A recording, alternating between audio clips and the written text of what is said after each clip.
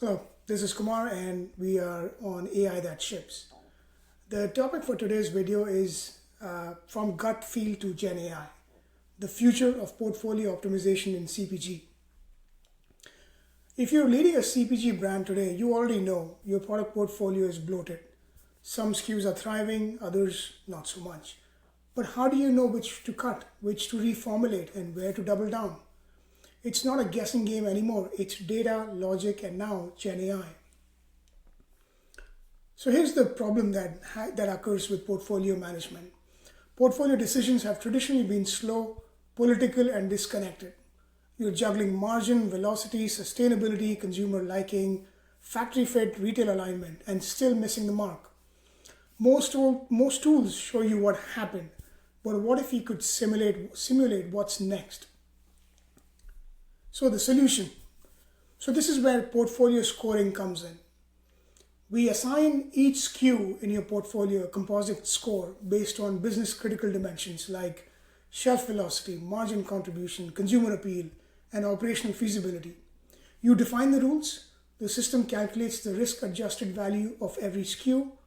Then based on that score, each product gets a clear recommendation. Promote and expand, retain and monitor, consider delisting. No more ambiguity, just clarity backed by logic. And then there is the bridge to Gen AI. Because scoring is just the beginning. Once you know what's underperforming, Gen AI helps you fill the gaps. It analyzes your portfolio structure, white space by category, claim trends, and under-leveraged consumer needs. And in seconds, it generates new product concepts that are on trend, operationally feasible, and strategically complementary. No brainstorming off a whiteboard, just intelligent ideation based on real gaps and constraints. So let me show you. Here's an example. It's a basic app. If I have the data available, I can just drop it into the app, but I can also do this in the UI. Let's say I add a product. I have a category. Let's say I'm in the bakery category and I make cakes. Category of snack. I sell 1,000 units a month. My margin is low. Consumer liking is relatively high. Factory feasibility. Could I make this easily in the factory? High.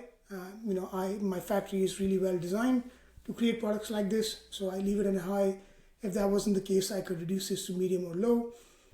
I could have a sustainability score if that matters, and whether there's a retail fit. Strong, moderate, weak. Strong means that you can easily sell it. There's not a lot of repackaging required, and weak would mean that there's some effort required. I can add another product. Let's say, I add another product. Let's see, and this one is going to be, let's say, cupcakes, right? Say snack, and I sell a lot more of these, so let's make this 5,000. I have a higher margin on these. Consumer liking is mixed. Factory feasibility is high. Retail fit is moderate, and so on. I can add this. And so what the system does is, as it gets this portfolio visibility, and we're looking at specifically what product, what category, the velocity, so units are sold that per week, the margin, consumer liking scores, factory feasibility, sustainability score, retail fit, and clean label. It creates a composite score, and it basically provides you a recommendation on what to do. So what it's saying is that the first two products it should retain and monitor, so they're not really flying off the shelves, but they are worth retaining. And the last one, where there's a higher power percentage in terms of margin, it's saying promote and expand. So it's giving you that suggestion just by looking at your portfolio and looking at how what's the complexity of manufacturing it, what's the cost, and what's your margin. Now, what it does is it automatically creates a portfolio gap visualization. We're only looking at one category, in this case, so snacks, and we have these multiple products, and the recommendation is for a couple of those, you want to monitor them, and for one, you want to promote and expand. Now that I have this portfolio defined and we've looked at what's working and what's not, at this point, I can ask Gen AI to come up with new SKU. Great, so now that we have this breakdown of recommendations coming from the portfolio optimizer, now we can provide that breakdown to Gen AI and ask it to analyze the gaps, and figure out if there are new ideas that I can work with, that we could add to the portfolio. So I'm going to click on generate new SKU ideas. The system is going to run. It's going to look at, talk to an LLM, provide it the portfolio definition that we've created, the recommendations we have around retain and monitor, promote and expand, or consider delisting, and then it's going to come back with what some of those ideas might be. So based on this portfolio, it came up with 3 ideas. There's a green boost in the category of beverages with very specific claims, why it is expected to work, and so on. Another one is NutriCrunch in the category of snacks and specific claims. And another one is in the category of beverages, pure hydrate.